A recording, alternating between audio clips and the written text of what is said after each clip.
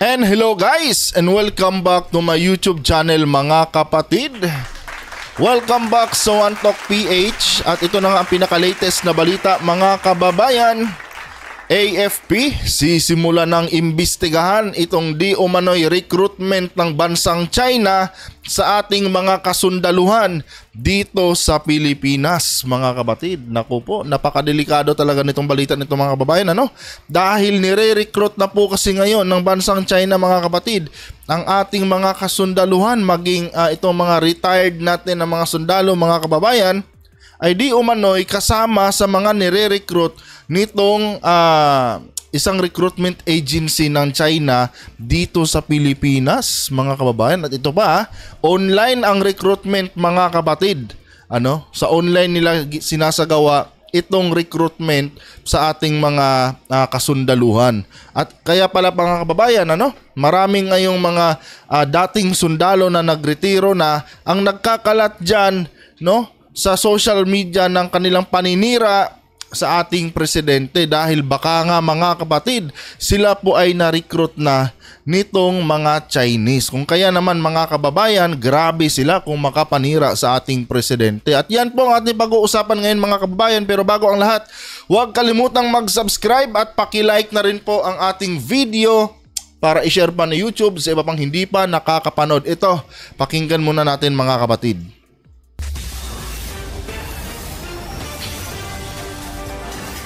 Narito ng PTV Balita ngayon. Inimbestigahan na ng Armed Forces of the Philippines ang pagre-recruit umano ng ilang online company na konektado sa China sa mga sundalong Pinoy o may military background. Ayon kay spokesperson Colonel Francel Margaret Padilla, maituturi kasi itong national security concern na posibleng magamit pa ang internal military data ng ahensya.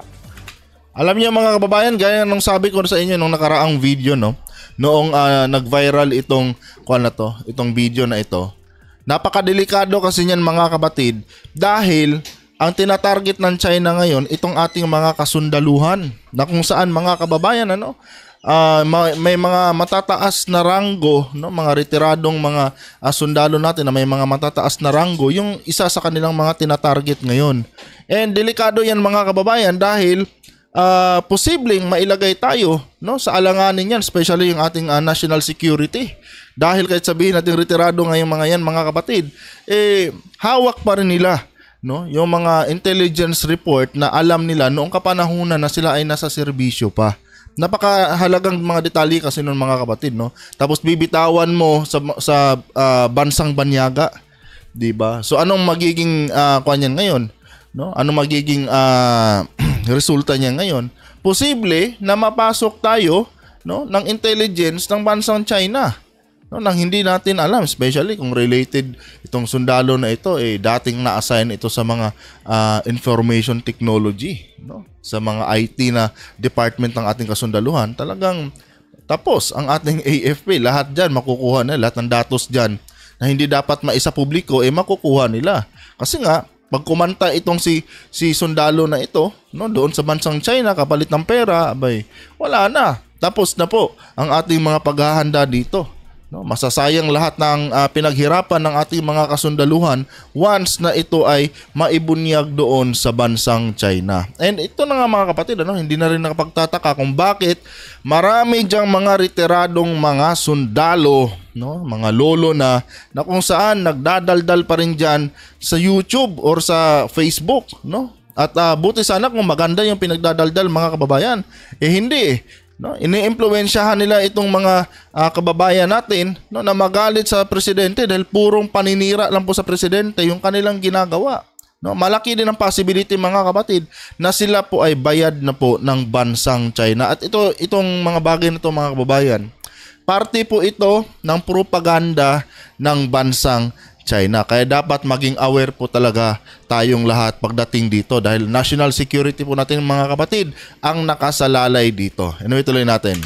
Una nang napabalita na may ilang online company na nagpapakilala na mula sila sa US o Europa pero nakabase pala sa China. Ilan sa mga inalok umano nilang trabaho ay part-time military consultant. Di ba? So target talaga nila mga kababayan ang ating mga kasundaluhan. Tapos syempre no? May mga question and answer diyan, mga ganito. Ikaw naman, no? Ilalagay diyan na ganito, pag nasagot mo tong questionnaire na ito, posible kang kumita ng ganito kalaking pera. O syempre, Pinoy tayo, mukhang pera tayo Hindi sasagutin din ng Pinoy. Know-how siya.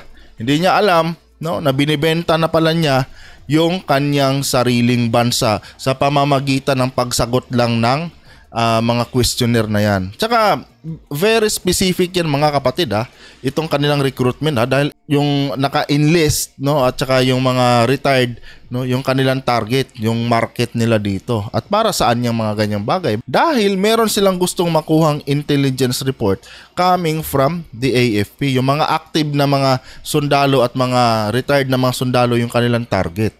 Diba? Hindi basta-basta yan mga babayan dahil pag sinabi mong AFP, nako, yan po ang isa sa nangangalaga, no, or pinaka main na agency natin dito sa Pilipinas na may hawak sa ating seguridad. At ngayon, no, once na mapasok yan nitong mga taga-China na mga intelligence ng China, wala na.